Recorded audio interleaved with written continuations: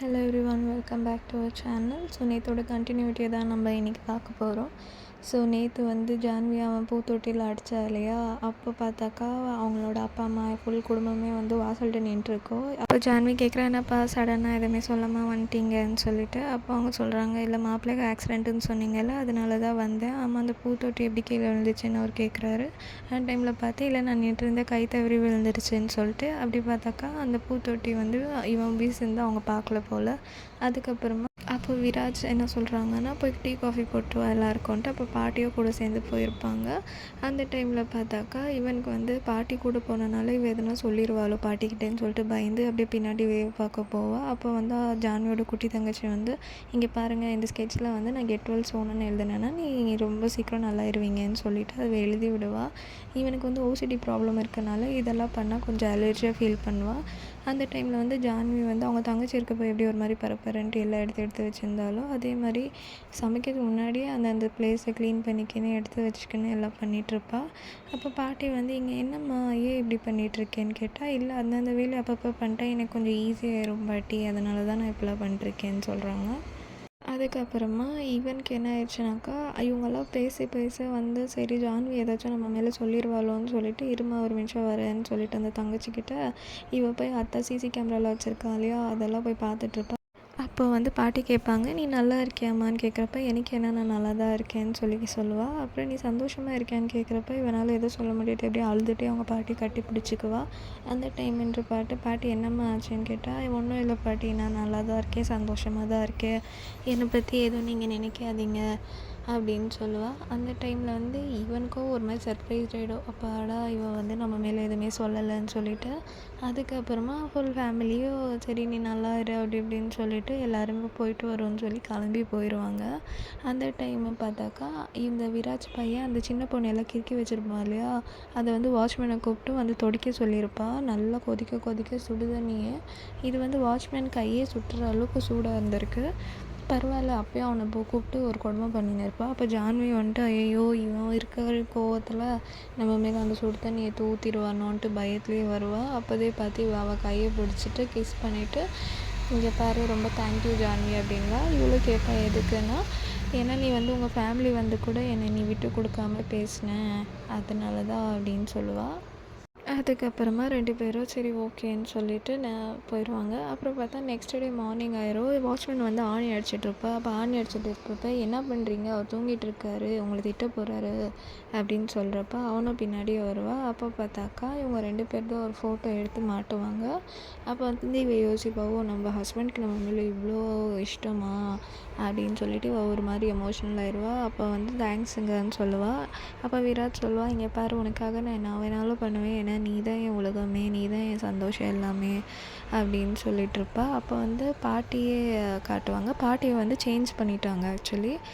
அதுக்கப்புறமா பாட்டி யோசிப்பாங்க, ஜான்வி சொன்னது இவ ஒன்றும் சந்தோஷமாக இருக்காளா இல்லையானே தெரியலை, அவையே அந்த மாதிரி பிஹேவ் பண்ணா, இங்கே இருக்கப்போ அந்த மாதிரியெல்லாம் பண்ண மாட்டாளா, அவள் சொல்கிறதுல எதுவுமே உண்மையாக இருக்க மாதிரியெல்லாம் எனக்கு ஃபீல் ஆகலையேன்னு சொல்லிட்டு பாட்டி வந்து கடவுள்கிட்ட ப்ரேயர் பண்ணின்னு இருப்பாவே, கஷ்டத்தில் இருந்தாலும் அவள் எல்லாம் சரியாயிடணும்னு. அப்புறம் பார்த்தா இங்கே இவங்க 2 பேருமே ஒரு செஸ் கேம் விளையாடுவாங்க. இவள் வந்து ஆல்மோஸ்ட் ஜெயிக்கிற மாதிரி இருப்பாள்.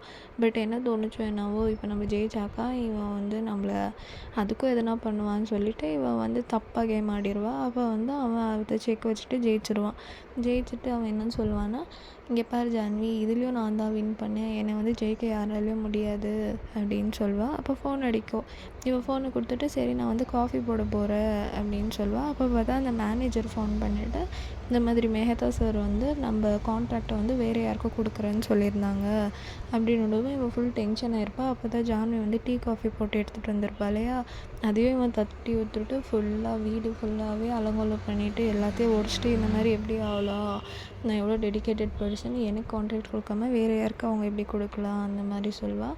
அப்போ ஜான்வி கிட்டே போய் அவனை கன்சோல் பண்ண பார்க்குறப்ப, இங்கே பாரு ஜான்வி, நீ என் பக்கம் வராத, என் கிட்டே வராத, அப்புறமா இருக்க டென்ஷனாக நான் எதுனா பண்ணிடுவேன் அப்படின்னு சொல்கிறப்ப இவ சொல்லுவாள், இங்கே பாருங்கள் நீங்கள் ரொம்ப டென்ஷன் ஆகாதீங்க, கொஞ்சம் பொறுமையாக இருங்க, எல்லாமே கரெக்டாக தான் நடக்கும்னு சொல்கிறப்ப இவன் வந்து அங்கே இருக்க சிசரை ஒன்று எடுப்பாள். அப்போ இவளுக்கு வந்து ஒரு ஃப்ளாஷ்பேக் ஞாபகம் வந்துடும். இவன் வந்து அவள் விரல பிடிச்சி கட் பண்ணுவாள் இல்லையா, அதை வந்து இவளுக்கு சடனாக ஞாபகமாக வந்துடும். சிசர் எடுத்துன்னு வந்து என்ன பண்ணுறான்னு பார்த்தா, அவன் காலில் போட்டிருக்க அந்த மாவு கட்டை தான் அவள் கட் பண்ண போயின்னு இருப்பா. அதுக்கப்புறமா அவனும் விழுந்துட்டு ஜான்வியை தள்ளி விட்டுருவா. மறுபடியும் எந்திரிச்சு அவனை தூக்க வரப்போ நீ வராதுன்னு சொல்லிட்டு அப்படியே மயங்கி விழுந்துருவா. அதுக்கப்புறமா டாக்டருக்கு ஃபோன் பண்ணி டாக்டர் வந்து அவனுக்கு வந்து சரிப்பா இப்போ ஆல்மோஸ்ட் நீ ரிகவரி ஆகிட்டுருக்கேன், அதனால உனக்கு மாவு கட்டலாம் வேணாம், நான் இந்த வந்து பேண்டேஜை சுற்றி விட்றேன், இது போட்டுட்டு இருங்க டெம்ப்ரவரியாக, அதுக்கப்புறமா எல்லாம் சரியாக போயிடும், உங்கள் ஒய்ஃப் தான் எனக்கு ஃபோன் பண்ணி இன்ஃபார்ம் பண்ணாங்கன்னு சொல்லிவிடுவோம். இவன் வந்து கூப்பிட்றா ஜான்வி வாங்கன்னு சொல்லிட்டு டாக்டர் போயிட்டு பின்ன. அப்போ மறுபடியும் இவளுக்கு பயமாக இருக்குது, ஐயோ மறுபடியும் கோவப்பட்டுக்குன்னு என்னத்த பண்ண போகிறானான்னு சொல்லிட்டு. அதுக்கப்புறமா மறுபடியும் கிட்ட போயிட்டு கையை பிடிச்சிட்டு தேங்க்யூன்னு சொல்லுவா இவன்கிட்ட.